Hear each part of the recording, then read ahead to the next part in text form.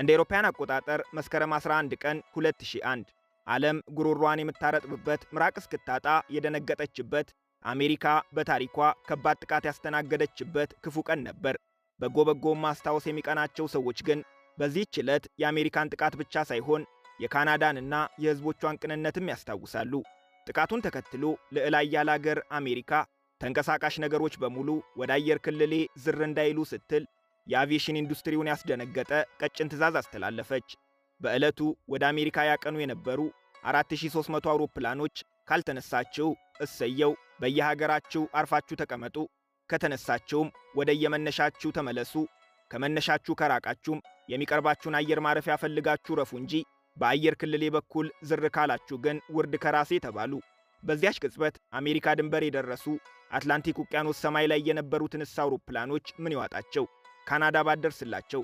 ዓለም በፍርሃት በሚርድበት፣ አሜሪካ የአየር ክልሏን በዘጋችበት በዚያ የቀን ጨለማ ካናዳ የሰዎች አገር መሆኗን አስመሰከረች።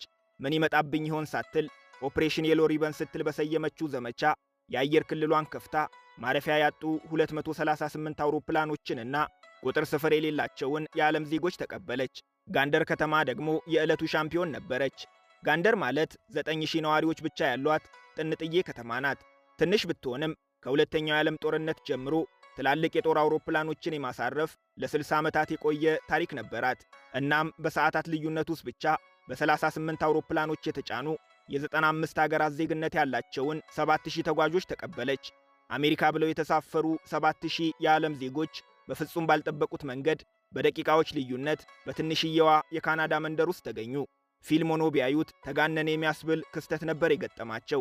ድንገት በእንግዶች ማዕበል የተጥለቀለቁት የከተማዋ ነዋሪዎችም መጀመሪያ ደነገጡ። ሲረጋጉ የፍቅር እጆቻቸውን ዘረጉ። እናም ክፉውን ቀን በበጎ እንዲታወስ አደረጉ። ያለ ዕቅዷ በአንድ ቀን ውስጥ የነዋሪዎቿ ቁጥር በእጥፍ ያደገባት ጋንደር ለ7000 ሕዝብ የሚሆን ሆቴልም ማደሪያም ምግብም አልነበራትም። ቢኖራትስ መች ተዘጋጀችበትና። ልበቀና ነዋሪዎቿ ግን ከተማቸውንና ሀገራቸውን ከምንም በላይ ግን ሰብአዊ ፍጡራንን ወክለው ዝግጅታቸውን ጀመሩ። ሆቴል ባይኖረንም የግለሰብ ቤቶች፣ ትምህርት ቤቶችና የሃይማኖት ተቋማት አሉን አሉ። ገሚሱ ለ7000 እንግዶች የሚበቃ ምግብ ማብሰል፣ ገሚሱ የሚተኙበትን ፍራሽ፣ አንሶላ፣ ብርድ ልብስ ከየቤቱ መሰብሰብ ጀመሩ። ከዛች ቅጽበት ጀምሮ ወገባቸው አላረፈም። በዓይኖቻቸው እንቅልፍ ሳይዞር አንደኛው ቀን በተሳካ ሁኔታ አለፈ። ሁለተኛው ቀን ተደገመ። ሦስተኛው ቀን ሰለሰ። የጋንደር ነዋሪዎች ደከመን ሰለቸን ሳይሉ አሜሪካ የአየር ክልሏን መልሳ እስክትከፍት ለ5 ተከታታይ ቀናት 7000 እንግዶቻቸውን ተንከባከቡ። ዛሬ የምንጎበኛት ካናዳ ማለት እንዲህ ናት። ትናንት በድንገት ዛሬ ደግሞ አስበውበት የሚመጡባትን እንግዶች በክብር የምታስተናግድ። በእርግጥ እንግዳ ተቀባይነቷ እንግዶችን ሳያበዛባት አልቀረም። ከነዋሪዎቿ 20 ከመቶ የሚሆኑት ስደተኞች ናቸው። በቁጥር 8.4 ሚሊዮን ይገመታሉ። ትንበያዎች እንደሚያሳዩት ከሆነ ደግሞ ስደተኞች ወደፊትም በብዛት መምጣታቸውን አያቆሙም። ከ15 ዓመታት በኋላ ለምሳሌ ከሀገሪቱ ሕዝብ 34 ከመቶውን ይይዛሉ።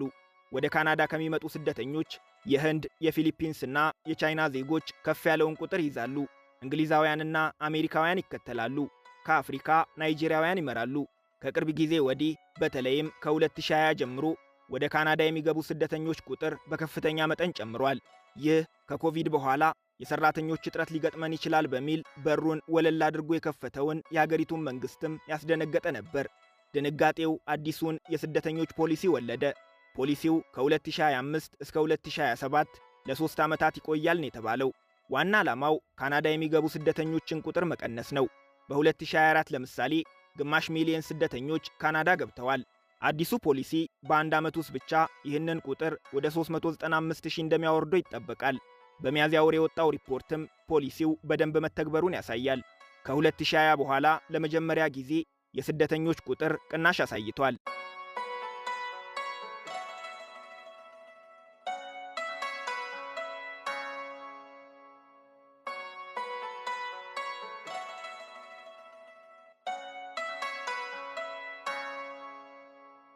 ቶሮንቶን የኖ መርከብ በሏት።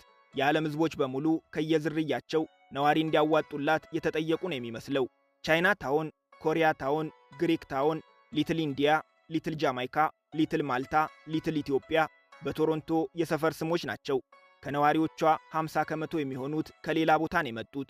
ነባር ነዋሪዎቿን ከአዲስ ገቢዎች ለመለየት ጥቂት ማውራት በቂ ነው። በወሬ መሃል ቶሮንቶ የሚል ሰው ከሰሙ እንደኛው አዲስ መጪ ነው ማለት ነው። ቶሮንቶ አብዛኞቹ ተወላጆቿ ቶሮኖ እንጂ ቶሮንቶ አይሏትም። ቶሮንቶ በጣም ወጣቶቹ ደግሞ ዘሲክስ ይሏታል። ያው ቶሮንቶም ማለታቸው ነው። ነባር መጠሪያ ቢሆንም ድሬክ በዘፈኑ ላይ ከተጠቀመው በኋላ ግን በወጣቶች ዘንድ በብዛት የሚዘወተር የከተማዋ ቅጽል ስም ሆኗል። ቶሮንቶ የብዙሃን ከተማ መሆኗን ለመመስከር ኬንዚንግተን ማርኬት መሄድ ይኖርብናል። ኬንዚንግተን የቶሮንቶ ጥንታዊቷ ሰፈር ናት። በጎዳናዎቿ ሲያልፉ የምግቡና የቡናው ሽታ፣ የሙዚቃው ጫጫታ፣ የሰው ግርግር ከሌሎች የቶሮንቶ መንደሮች ስለሚለይ በትንሹም ቢሆን የአገር ቤቱን ስሜት መቀስቀሱ አይቀርም። ከመቶ ዓመታት በፊት ኬንዚንግተን የደረሱት የመጀመሪያዎቹ ስደተኞች አይሁዶች ሲሆኑ አውሮፓውያን ተከተሏቸው። ቶሮንቶ የካናዳ ትልቋ ከተማ ናት። ከሀገር አቀፉ ኢኮኖሚ 20 ከመቶውን ታመነጫለች። ቶሮንቶና ግሬተር ቶሮንቶ በሚልም ለሁለት ትከፈላለች። ቶሮንቶ 2.9 ሚሊዮን፣ ግሬተር ቶሮንቶ ደግሞ 6.7 ሚሊዮን ነዋሪዎች አሏት። ከከተማዋ አንዱ ጫፍ ወደ ሌላው ጫፍ እየሄዱ ቶሮንቶን ለመቃኘት የብዙሃን ትራንስፖርት መጠቀም ሁነኛው አማራጭ ነው። ቲቲሲ ሲባል ከሰሙ ስለ ብዙሃን ትራንስፖርት እየተወራ ነው ማለት ነው። ቲቲሲ ድርጅት ነው፣ ቶሮንቶ ትራንዚት ኮሚሽን። ባስ ወይም ባቡር ከመጠቀማችን በፊት ግን እንደ ማንኛውም አዲስ መጪ ሲኤን ታወር ላይ ወጥተን ቶሮንቶን ቁልቁል ማየት ይኖርብናል። እዚህ መጥቶ ሙሉ ቶሮንቶን ማየት አስደሳች ቢሆንም የመግቢያ ዋጋው ግን አይቀመስም። በተለይም የአየር ሁኔታው ጨፍጋጋ ሆኖ እይታውን ከከለለው $45 ተበሉ ማለት ነው። ቶሮንቶን ላይላዩን ስናይ የምድር ውስጥ ከተማው እንዳያመልጠን ዘፓዝ እንግባ። የምድር ውስጥ መንገድ ነው። 30 ኪሎ ሜትር ይረዝማል። መንገድ ብቻ ግን አይደለም። 1200 ሱቆች አሉት። ካፌዎች፣ ሬስቶራንቶች፣ የገበያ ማዕከላት፣ የችርቻሮ ሱቆች። በፓዝ ፈልገው የሚያጡት ነገር የለም። ከሥራ ሰዓት ውጪና በእረፍት ቀናት ግን ጭር ያለ ስለሚሆን እንግዳ ከሆኑ ሰው በሚበዛበት ሰዓት ቢመጡ ይመረጣል። ልምድ ከሌለዎት መግቢያው ሊጠፋዎት፣ ውስጥ ከገቡም በኋላ መውጫውን ሊስቱት ይችላሉ። ይህ የእርሶ ብቻ ችግር አይደለም። አንዴ ከለመዱት ግን መመላለሻ የሚያደርጉት አቋራጭ መንገድ ነው። ዋና ዓላማውም እሱ ነው። በክረምት ወራት ነዋሪዎች ብርድ እንዳያገኛቸው አቋራጭ መንገድ መፍጠር። የከተማዋን የተለያዩ ክፍሎችና የምድር ውስጥ የባቡር መስመሮች እርስ በርስ ያገናኛል።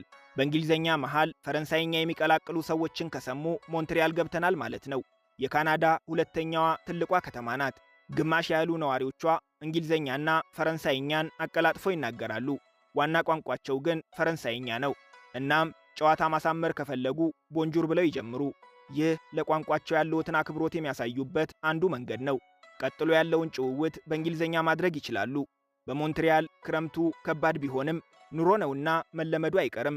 ብርዱን ለማቅለል ግን ልክ እንደ ቶሮንቶ ሁሉ 33 ኪሎ ሜትር የሚረዝም የምድር ውስጥ መንገድ ስላላቸው በክረምት እሱን ይጠቀሙ። እዚህ ከመጣን አይቀር ግን ቤግል መመገብ ይኖርብናል። ሞንትሪያል ኒውዮርክን የምትገዳደር ዝነኛ የቤግል ከተማ ናት። ከዝናዋ ጀርባ ደግሞ ሴን ቪቶር ይገኛል። ላለፉት 60 ዓመታት በሩ ተዘግቶ የማያውቅ በቀን 24 ሰዓት በሳምንት 7 ቀን የሚሰራ ቤግል ቤት ነው። ሞንትሪያል በበረዶ ማዕበል ተመታ፣ የኃይል አቅርቦት ተቋርጦ ሙሉ ከተማዋ በተዘጋችበት እንደ አውሮፓውያን አቆጣጠር በ1998 እንኳን በሩን ሳይዘጋ የከተማዋን ነዋሪዎች ያገለገለ ስመገናና ቤግል ቤት ነው። በእርግጥ በከተማዋ ዛሬም ድረስ መቋጫ ያላገኘ አንድ ክርክር አለ። ከሴን ቪቶር እና ከፌርሞንት ቤግል የትኛው ይጣፍጣል ይባላል። የብሪቲሽ ኮሎምቢያዋ ቫንኩቨር ዝናብ የማያጣት ከተማ ናት። በተለይም ከታህሳስ እስከ ሚያዝያ ከመጡ ዝናብ ይጠብቁ። በፓሲፊክ ውቅያኖስ ዳርቻ የምትገኘው ቫንኩቨር ዓለማችን ላይ ለኑሮ ምቹ ከሚባሉ ከተሞች ዝርዝር ውስጥ ታታ አታውቅም። በእርግጥ የተቃርኖ ከተማም ናት። ቢሊየነርም ጎዳና ተዳዳሪም ሰማይ ጠቀስ ሕንፃም ተፈጥሯዊ ፏፏቴም የሚያዩባት በታዳሽ ኃይል አጠቃቀሟ የተመሰገነች ውብ ከተማም ናት። ከነዋሪዎቿ 40 ከመቶ የሚሆኑት የኤዥያ ተወላጆች ናቸው። የቶሮንቶ ነዋሪዎች ብርድ ሽሽት በምድር ውስጥ መንገድ እንደሚሄዱት የካልጋሪ ነዋሪዎች ደግሞ 15 ፕላስን የሚጠቀሙት። 15 ፕላስ ማለት ዜጎች በብርድ እንዳይጎዱ ከአንድ ሕንፃ ወደ ሌላው ሕንፃ የሚሸጋገሩባቸው ድልድዮች ናቸው። ካልጋሪ ድሮ በቁም እንስሳት ንግድ፣ ቀጥሎ በነዳጅ ኢንዱስትሪ፣ አሁን ላይ ደግሞ በሁለገብ የቢዝነስ ማዕከልነቷ ትታወቃለች። የካናዳ ዋና ከተማ ቶሮንቶ አይደለችም፣ ኦቶዋ ትባላለች። ካናዳ እንደ ሀገር ከመዋሃዷ ከ10 ዓመታት በፊት እንደ አውሮፓውያን አቆጣጠር በ1857 በንግሥት ቪክቶሪያ ነበር የተመረጠችው። ዋናው ምክንያት በእንግሊዝኛና በፈረንሳይኛ ተናጋሪ ህዝቦች መካከል መገኘቷ ነው። ወታደራዊና ጂኦግራፊያዊ ምክንያቶች ይከተላሉ። ኦቶዋ የፖለቲካ ብቻ ሳይሆን የሻዋርማ ዋና ከተማም ናት። ሻዋርማ ወዳጅ ከሆኑ አምሮቶ እንዲቆርጥሎት የሊባኖሳውያን ወደ ሆነው ሻዋርማ ፓላስ ይሂዱ። ቀምሰው ከወደዱት ምስጋናውን እንዳይረሱ። እንደ አብዛኞቹ የካናዳ ከተሞች ኦቶዋም ለ30 ደቂቃ ሳይክል ነድተው ጫካ የሚያገኙባት ከተማ ናት። ስፕሪንግ ሲሆን ደግሞ በቱሊፕ አበቦች ስለምደምቅ ኔዘርላንድ የገቡ ሊመስሎት ይችላል። የዚህ ምክንያቷ ደግሞ ራሷ ኔዘርላንድ ናት። በሁለተኛው የዓለም ጦርነት ወቅት ኔዘርላንድ በጀርመን ተወራ ነበር። በወቅቱ የአገሪቱ ንጉሳዊ ቤተሰቦች ወደ ካናዳ መጥተው ለዓመታት በኦቶዋ ከተማ በእንግድነት ተጠልለው ነበር። ታዲያ የቀደመ ውለታዋን እያስታወሱ ዛሬም ድረስ ለካናዳ የምስጋና አበባ ይልካሉ። የአበቦቹ ማረፊያ ኦቶዋ ስትሆን ነዋሪዎቿም ዓመታዊ የቱሊፕ ፌስቲቫል በማዘጋጀት ይደምቁበታል። ኦቶዋ በካናዳ ከሚገኙ ብርዳማ ከተሞች አንዷ ናት። እስካሁን ካልመጡ የካቲት ወር ላይ ኦቶዋን ሳይጎበኙ የካናዳን ብርድ አውቀዋለሁ እንዳይሉ።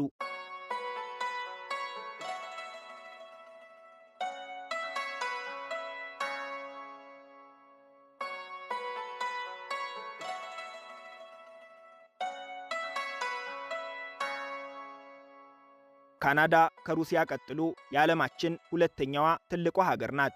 9.8 ሚሊዮን ስኩዌር ኪሎ ሜትር ስፋት አላት። ንጻሬ ካስፈለገ ኢትዮጵያን በ9 እጥፍ ትበልጣታለች።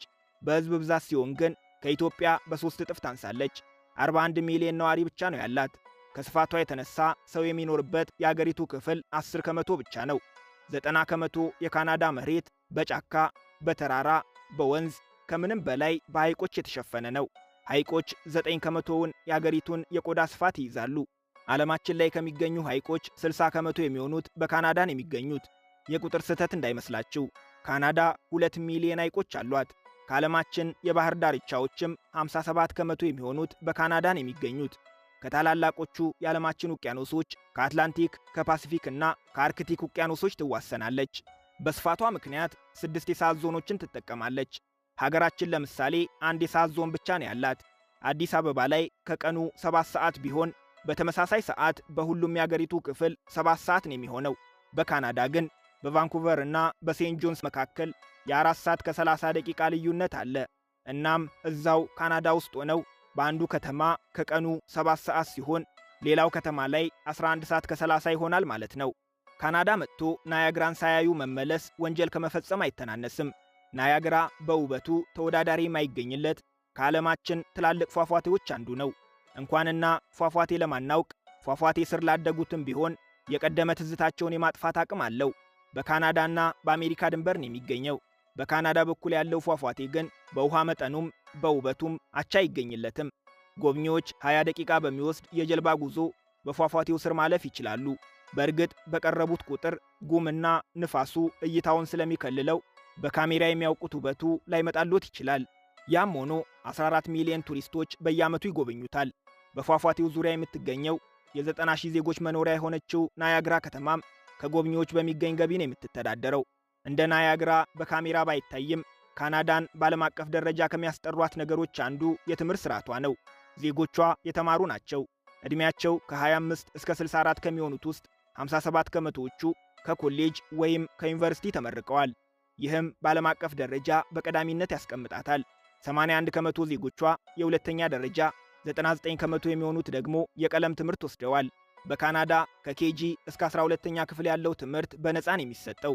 መክፈል አለብኝ ካሉ ግን ልጆቹን ወደ ግል ትምህርት ቤቶች መላክ ይችላሉ። ሆኖም 93 ከመቶ ካናዳውያን ልጆቻቸውን የመንግሥት ትምህርት ቤት ነው የሚያስተምሩት። ከሌሎች አገራት በተለየ ካናዳ በፌዴራል ደረጃ የትምህርት ሚኒስቴር የላትም። የትምህርት ፖሊሲውም ካሪኩለሙም በጀቱም የሚመራው በግዛቶች ነው። እናም ከአንድ ግዛት ወደ ሌላው ግዛት ሲቀይሩ የትምህርት ስርዓቱ አብሮ ሊቀየር ይችላል። በአብዛኞቹ የካናዳ ግዛቶች ለምሳሌ የሁለተኛ ደረጃ ትምህርት የሚያልቀው 12ኛ ክፍል ላይ ነው። በኪውቤክ ግዛት ግን አንድ ዓመት ቀንሶ 11ኛ ክፍል ላይ ያልቃል። ግዛቶች የዚህን ያህል መብት አላቸው።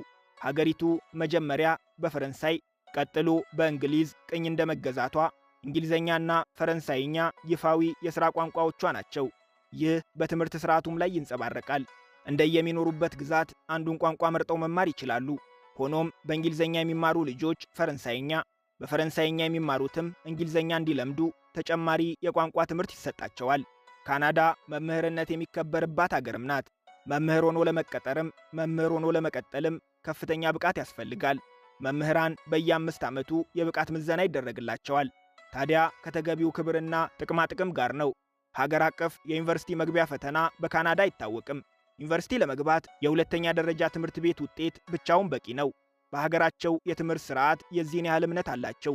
በትምህርት ቤት ቆይታቸውም ልጆቻቸውን ከመፈተን ይልቅ ፕሮጀክቶችን እንዲሰሩ፣ በጥልቀት እንዲያሰላስሉና በቡድን ስራዎች ላይ ተሳትፎ እንዲያደርጉ ያበረታታሉ። ይህ እስከ ስራ ቦታም ይዘልቃል። ብቻን ከመድመቅ በቡድን ማንጸባረቅ ይመረጣል። እዚህ ላይ ግን የዩኒቨርሲቲ ትምህርት ክፍያ እንዳለው ከሌላ ሀገራት የሚመጡ ተማሪዎችም ዩኒቨርሲቲ ለመግባት የቋንቋ ብቃት ማረጋገጫ ሰርቲፊኬት ማቅረብ እንደሚኖርባቸው ልብ ይሏል።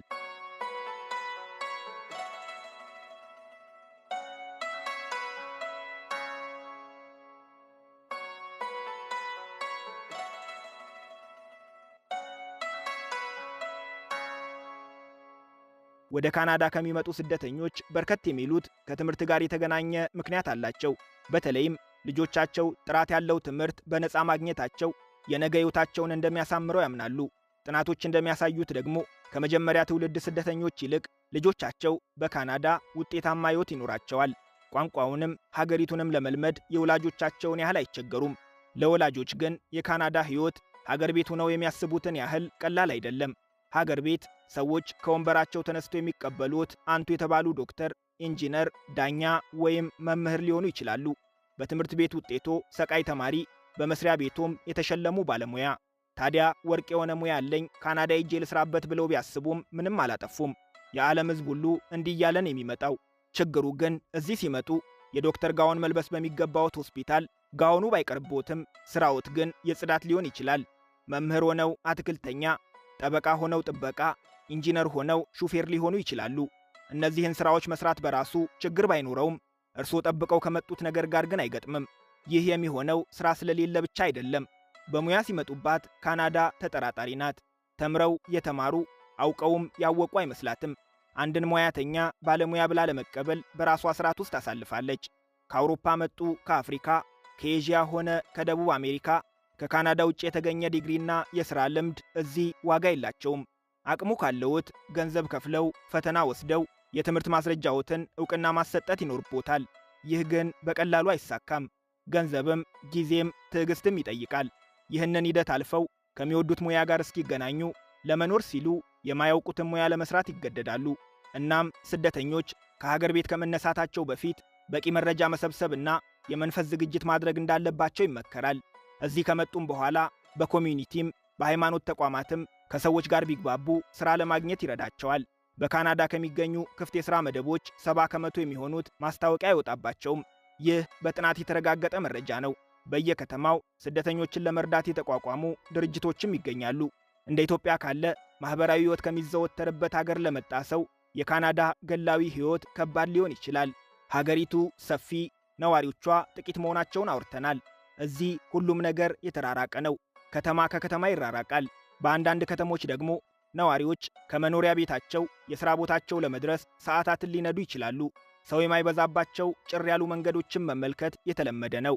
እንደሚኖሩበት ከተማና እንደመጡበት ወቅት ቢለያይም ካናዳ የብርድ አገር ናት። እናም ከሞቃት አገራት ብርድ በሚበረታባቸው ወራቶች የሚመጡ ስደተኞች ብርዱን የሚመጥን አለባበስ ሊኖራቸው ስለሚገባ ተጨማሪ ወጪ ይጠብቃቸዋል። መኪና የሚይዙም ከሆነ በረዶ ላይ እንዴት መንዳት እንዳለባቸው እስኪለምዱ ልዩ ጥንቃቄ እንዲያደርጉ ይመከራል።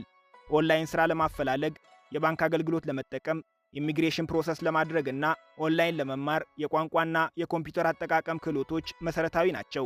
እንደየግዛቱ ቢለያይም ካናዳ ብዙ ባገኙ ቁጥር ብዙ ግብር የሚከፍሉባት አገር ናት።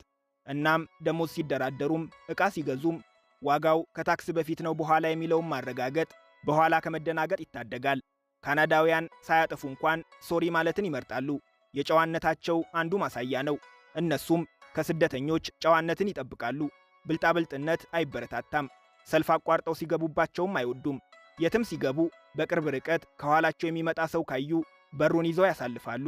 ከፊታቸው ያለፈ ሰው ይህንን ካላደረገ ካናዳዊ አይደለም ብለው ያምናሉ። ያደረጉትን ደግሞ ያመሰግናሉ። ካናዳውያን የእግዜር ሰላምታም ይወዳሉ። ማንም መንገደኛ አይን አይኖን እያየ በፈገግታ ኃይል ሊሎት ይችላል። ያም ሆኖ ካናዳም ካናዳውያንም ፍጹም አይደሉም። እየቆዩ ሲሄዱ ውስጡን ችግሮች እንዳሉ ያያሉ። ካናዳ ሰርተው የሚያገኙባት ሀገር ብትሆንም የሰጠችውን መልሳ የምትቀበልበት ምታታዊ ስርዓት እንዳላት ግን አይካድም። ካናዳ ሰጠች፣ ካናዳ ወሰደች ነው ነገሩ። ሰጥቶ መቀበል የሲስተሙ መገለጫ ነው።